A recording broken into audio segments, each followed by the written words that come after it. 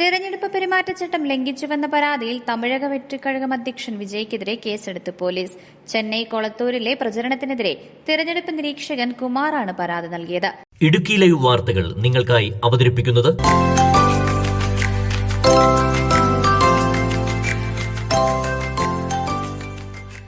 DMK-ക്കെതിരെ രൂക്ഷ വിമർശനവുമായി TVK രംഗത്തെത്തി.